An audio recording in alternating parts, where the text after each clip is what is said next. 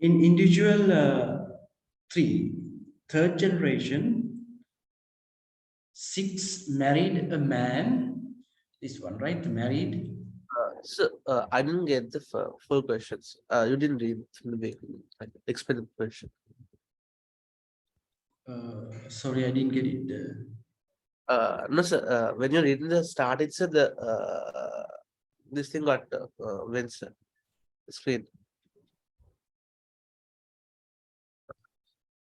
I got a small power cut. No, It sir. disconnected.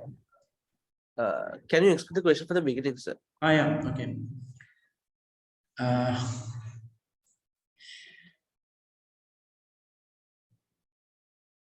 okay. Again, same like before. We're going to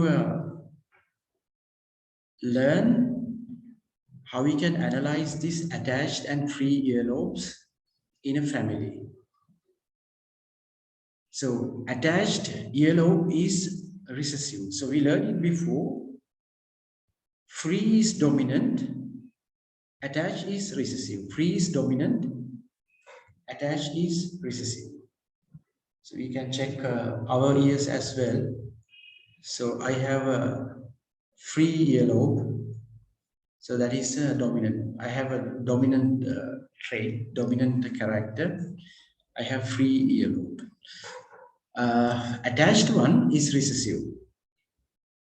If someone is attached, that is homozygous recessive. Third generation, this is the first generation.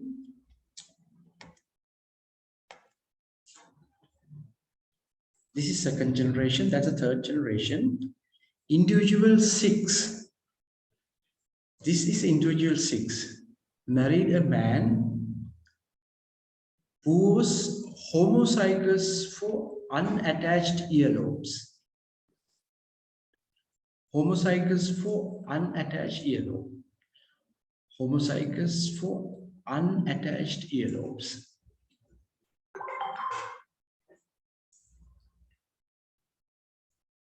Attached is recessive. So let's say attached one is simple F, because it is recessive. Unattached is dominant and it is homozygous dominant, capital F, capital F. So this situation, capital F, capital F.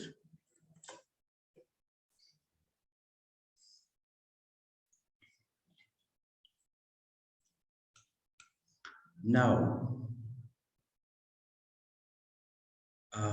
attached earlobes is this one. So, for example, simple F, simple F.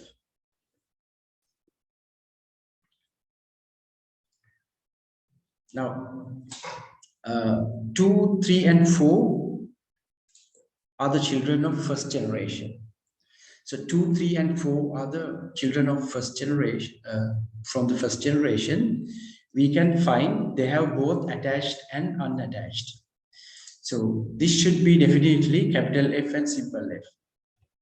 Otherwise, it is impossible to get simple F at this place.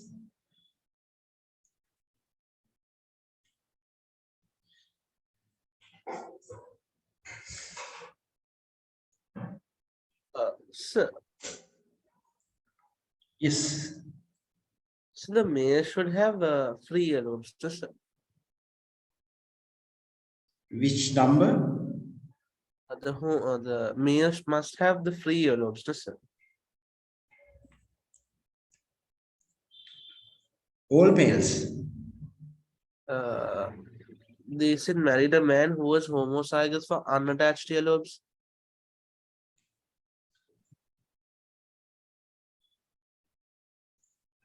You are talking about this, I think, no? This arrow. No, so the question, the left side.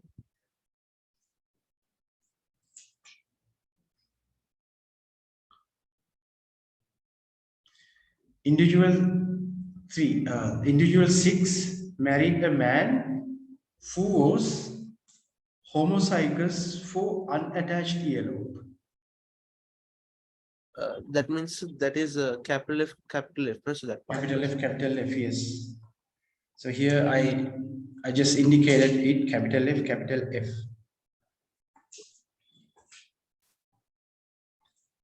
You can see in this box, it is capital F, capital F.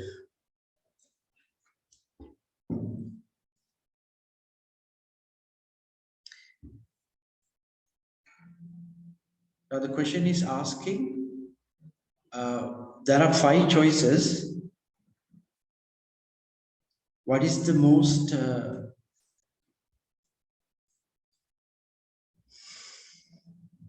possible outcome if they have children? So when they get a children, what is the outcome? So Yes. So shouldn't the free yellow be more this thing dominant character?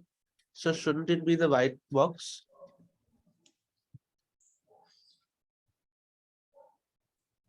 White color stuff.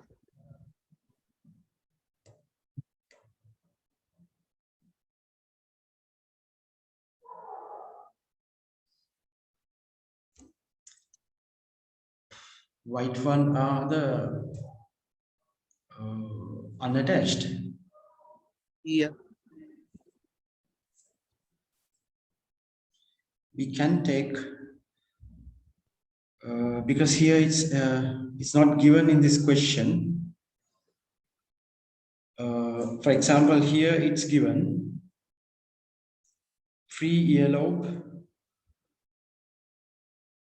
is dominant and free earlobe is non-shaded one. And here we take a shaded one is unattached, non-shaded one are attached. Okay.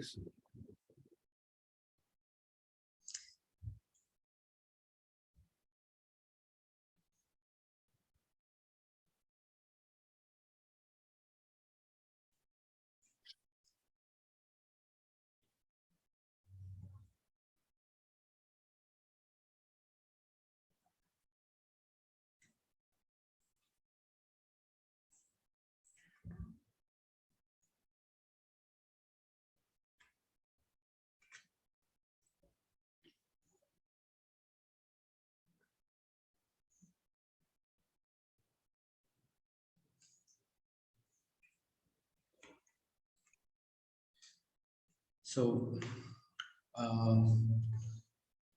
if this is homozygous dominant,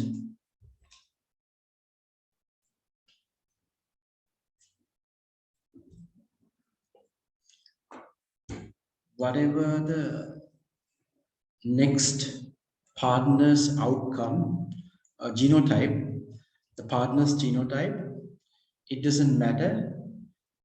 It is always the phenotype is decided by this.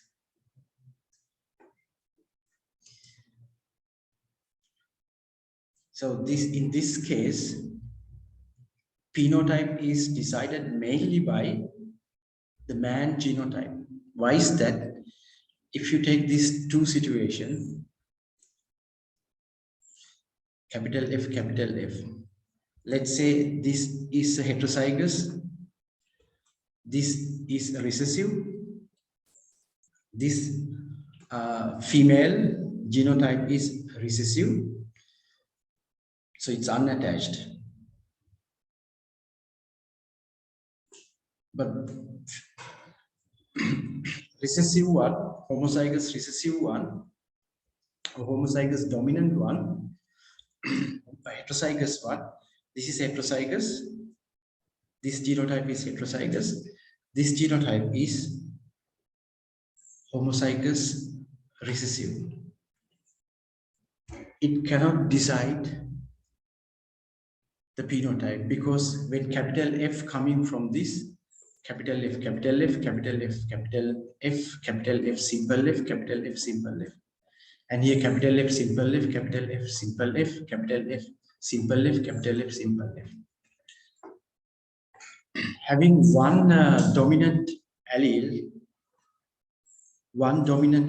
this one, this one, this one, this one, this one, this one, this one, this one. So any of the case, outcome is decided by the dominant allele. So then answer is all of their children would have unattached earlobe. So they all get unattached. So dominant allele is very powerful. If it is homozygous dominant, then that one decide everything. Only homozygous, only heterozygous, we could expect a recessive form. Otherwise, a dominant one always making the phenotype. Did you get it?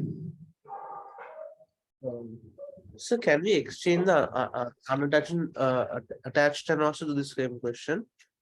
Yeah, we do that. You mean the shaded and unshaded, right? Yeah. Okay.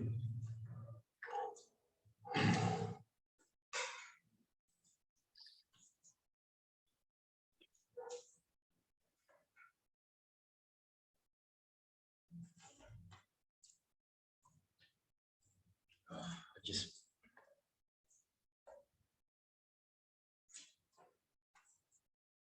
well, pen black.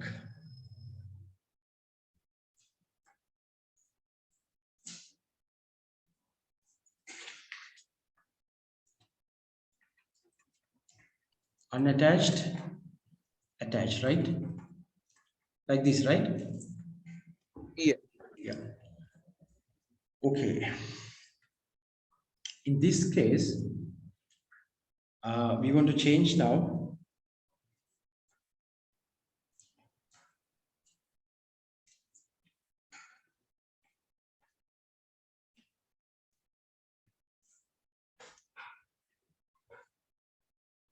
Attached is homozygous recessive. So this is simple F then. This should be capital F, simple F, because we get both type. Because having simple F, this is simple F, this is simple F, this is capital F, simple F.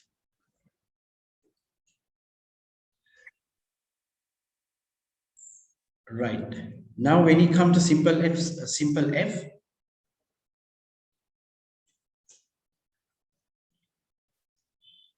and number 5. So what is the genotype of 5, 4? This number is repeating here. Anyway, this is number 5. So what do you think? What is the genotype of this? The arrow number 5. Simple.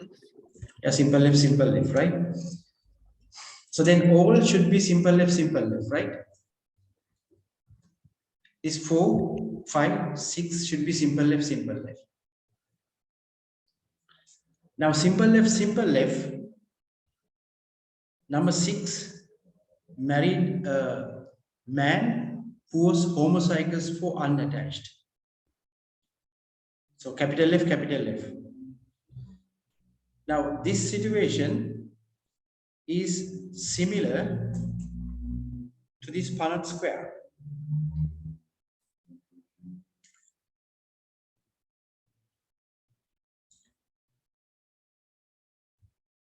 This one, right? So do you agree now? The 6th woman and the homozygous unattached man, their genotypes of the children is exactly we can see in this Punnett square.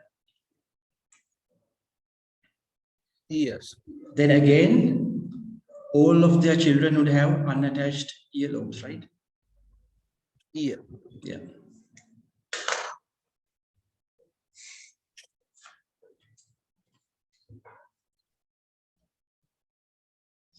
We are coming to the second Mendel character in human.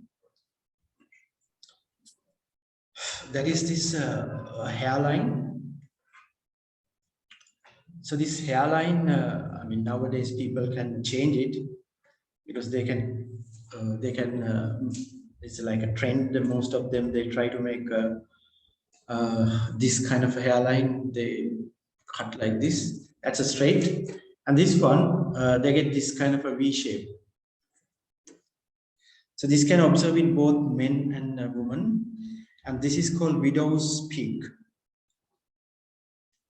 This is called widow's peak.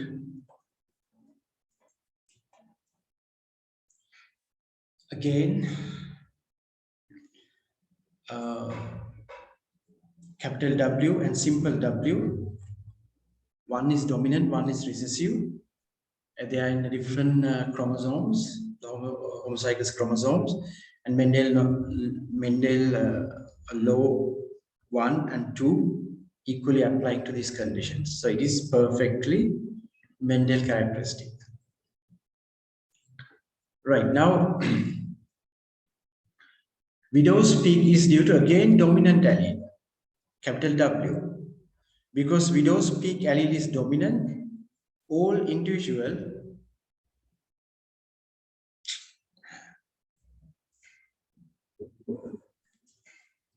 who lack a widow's peak must be homozygous recessive.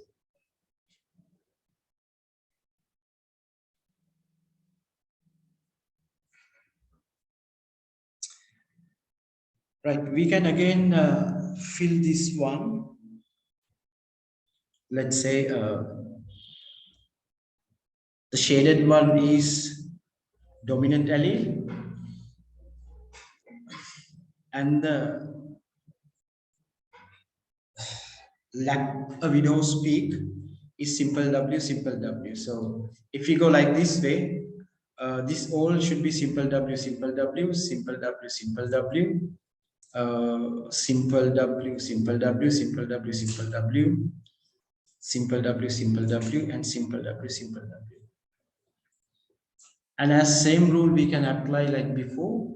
Definitely this should be capital W, simple W to have these combinations. And here again it's the same. And here it's again same. So this should be again capital W, simple W. Only the difference is when it comes to this level, we have again a problem. We don't know exactly what it should be, capital W, or capital W, simple W. This is exactly same as the yellow question.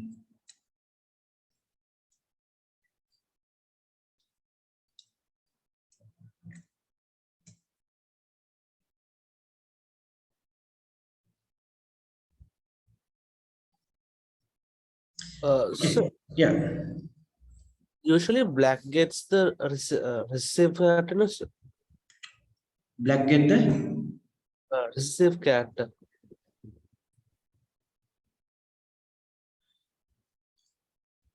black is in this case a widow's peak, right? Yeah. Black one has a widow's peak because it's dominant. So this is dominant, this is dominant, this is dominant, this one is dominant, this one is dominant, this one is dominant. So they have widow's peak, others they don't have widow's peak. So can I give the white this thing widow's peak?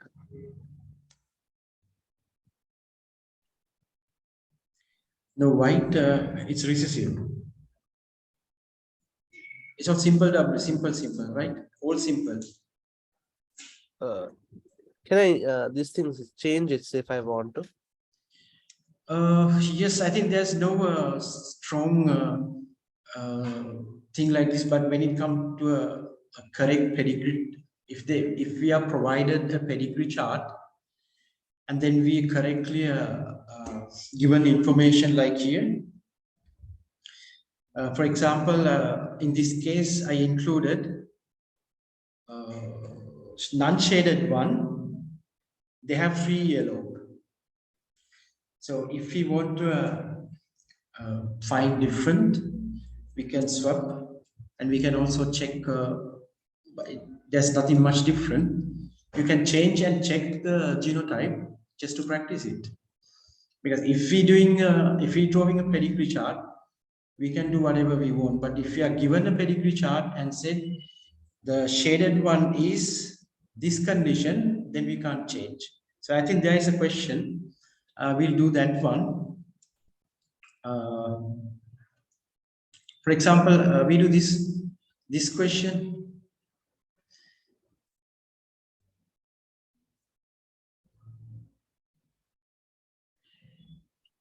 Now, in this pedigree chart, can we find is it dominant or recessive? So the shaded one is affected. Shaded is recessive.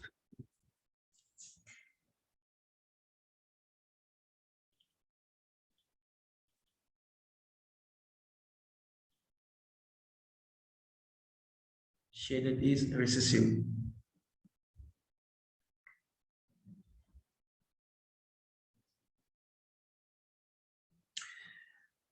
Yes, as we discussed before, the dominant one is very strong. Having one allele can decide it.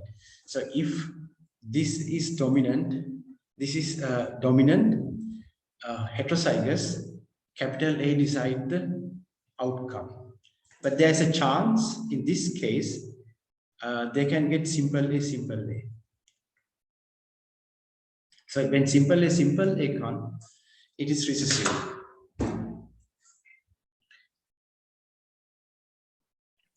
Yeah, simple. The shaded one is recessive.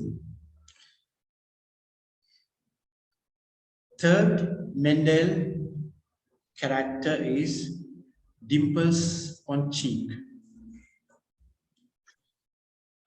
This one is due to the muscle arrangement of the face, and this is also decided by genetics. And this is again Mendel dimple or not dimple.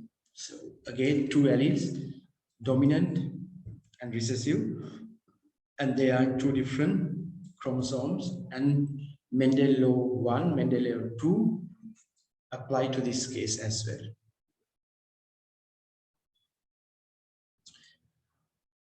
Okay, this question says father and mother should be father and mother both have dimples. They have two children. One of the children has dimples and the other does not have dimples. This suggests that the allele for dimple is. So can we decide?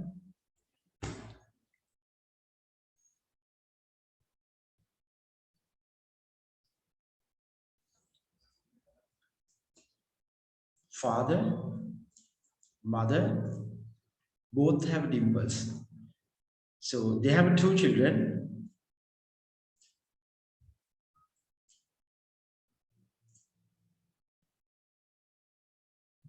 So one has no dimple.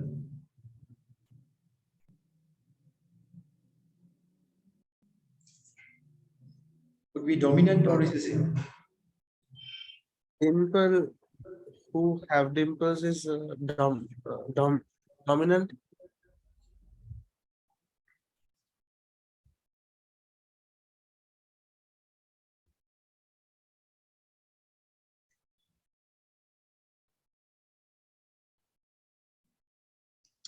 dominant.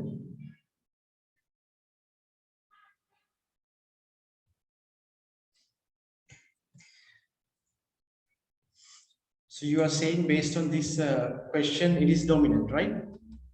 Yeah.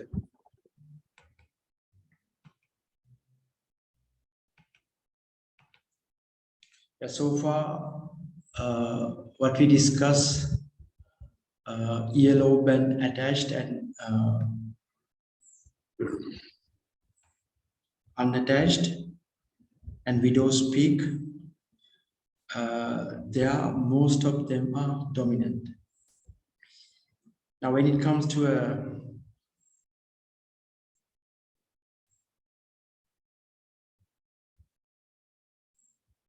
dimples and not dimples, it's dominant again, right? So, that means what would be the genotype of the child with dimples would be? So, can we decide the genotype? It should be D. Yeah, to have this one, this should be simple D, simple D. So does not have, not dimple. Simple D, simple D. To get the simple D, there should be simple D here. And dominant one, dimple, dimple. And for this one, as we discussed before, we cannot design exactly. It could be capital D, capital D, capital D, simple D, capital D, simple D, simple D, simple D. So it should be this, or it should be this. Yes. Right. Now the next one, Mendel character is the hitchhiker's thumb. So you can check which category you are. So it could be straight. It could be a bent. Hitchhikers is bent one. So bent thumb and straight thumb. So I think I'm hitchhiker's thumb. I have hitchhiker's thumb. Yes, this is both the hands. Yes, I have. Both fingers are hitchhikers. The hitchhiker's thumb is a condition where thumb bent backwards